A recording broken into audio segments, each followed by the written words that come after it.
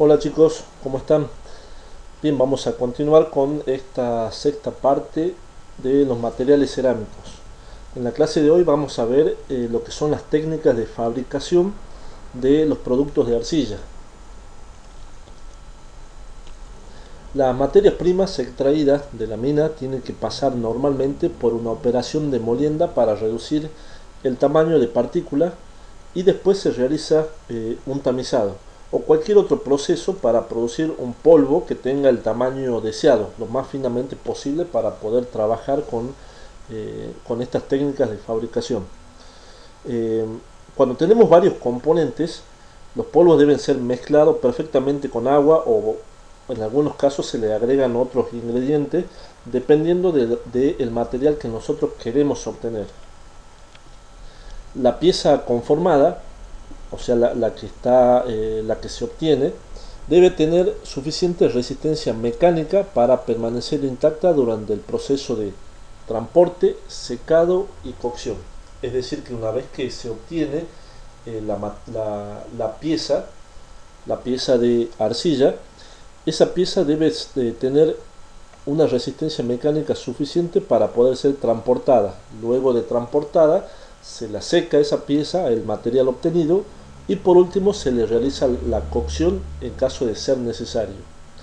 El secado y la cocción son dos procesos independientes, donde el secado es necesario para obtener el material deseado, no así la cocción. La cocción va a depender del tipo de material que deseamos obtener.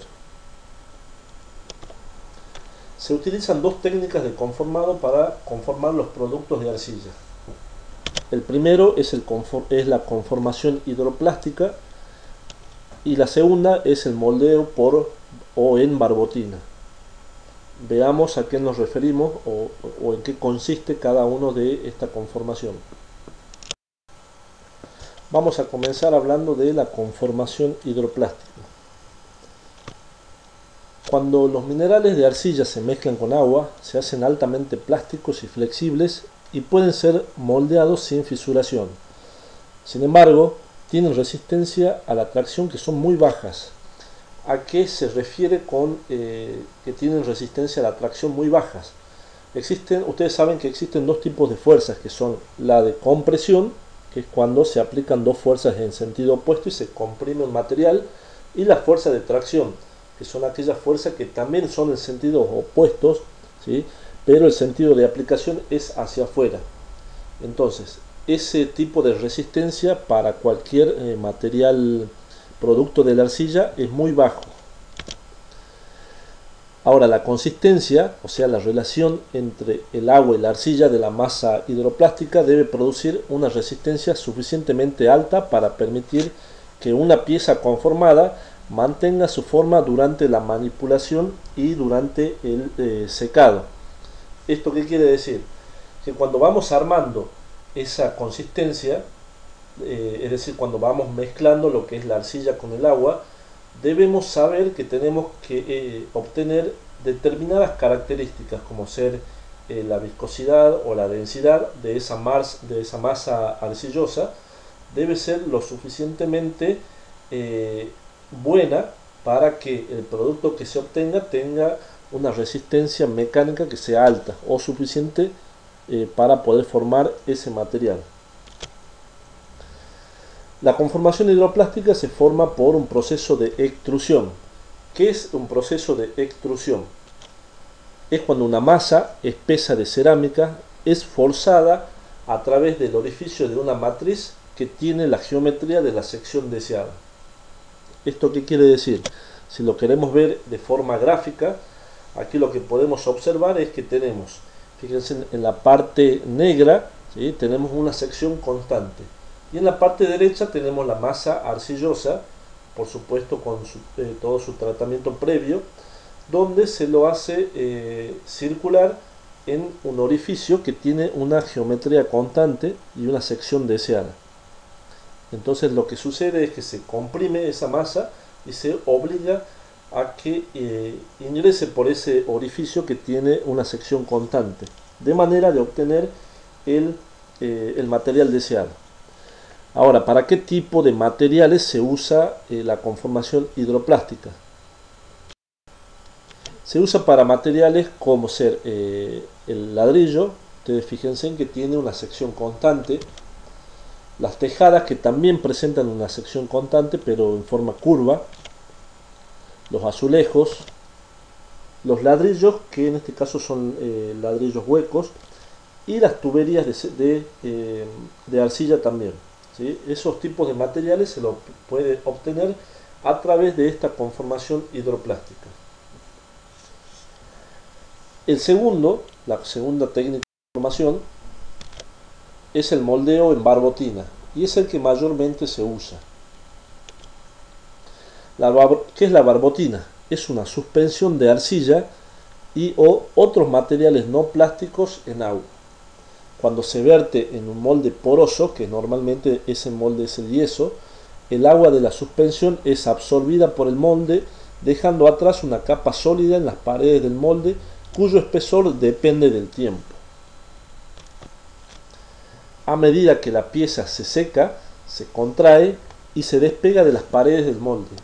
En este momento, el molde puede ser desmontado y la pieza moldeada retirada.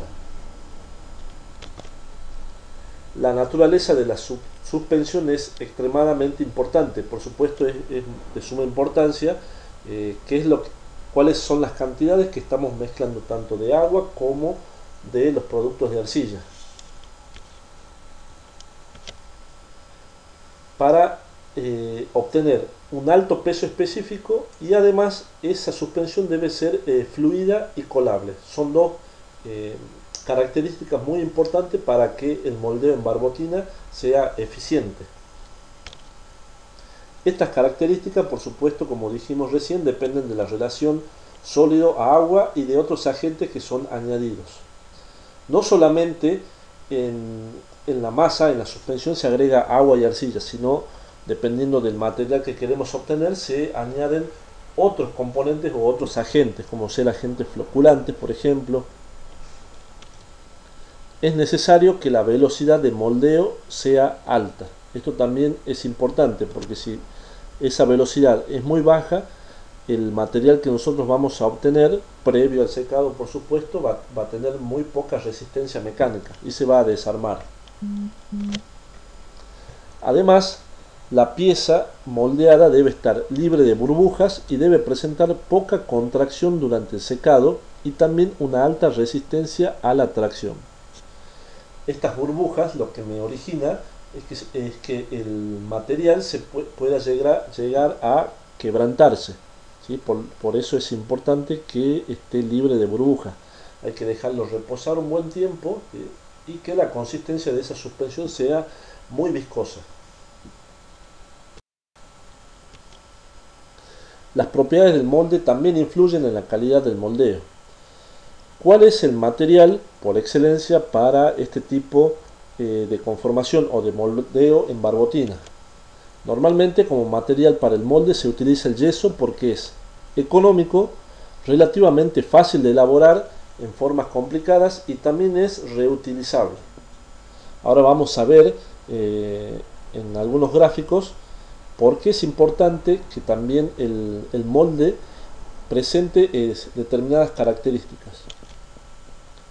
Aquí tenemos un esquema, una secuencia, donde podemos observar más o menos cómo se produce el moldeo en barbotina. Tenemos la pasta que se la vierte en un molde. Ese molde de yeso queda cubierto en su totalidad con la pasta, con la suspensión. Luego se invierte, por supuesto, para eliminar el exceso, de manera que las paredes del molde queden embebidas de la suspensión.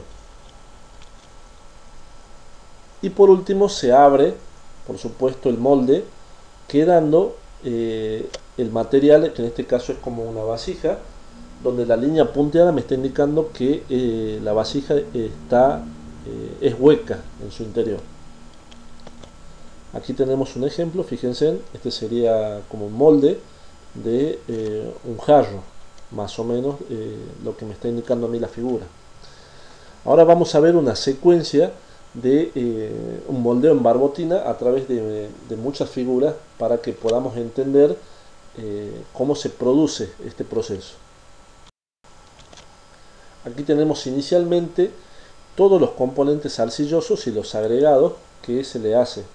Se pesa esa cantidad en un recipiente, se lo mezcla, luego se lo vierte en otro recipiente un poco más grande y se va realizando una agitación mecánica agregándole agua para llegar a obtener esa masa arcillosa o esa suspensión. Se le va agregando de a poco los componentes que nosotros necesitamos, dependiendo por supuesto del material que se desea obtener, hasta que llegamos más o menos a una consistencia o a la consistencia deseada. Ahora, ¿cómo sabemos nosotros que esa es la consistencia que queremos obtener? Un método rápido es introduciendo la mano, ¿sí? y viendo si es que la cantidad de gotas que cae, ¿sí? es en forma de una consistencia arcillosa o una consistencia viscosa. Y la otra forma es realizando unos cálculos numéricos para obtener el valor de la viscosidad o el valor de la densidad. Mayormente se dice que un material arcilloso tiene una consistencia o una densidad o un peso específico deseable cuando ese valor de la densidad es aproximadamente de 1,7 gramos sobre centímetros cúbicos. Si la consistencia ronda ese valor, entonces podemos decir que el material va a tener una resistencia mecánica buena. Aquí vemos ahora que esa suspensión arcillosa se le agrega al molde de yeso.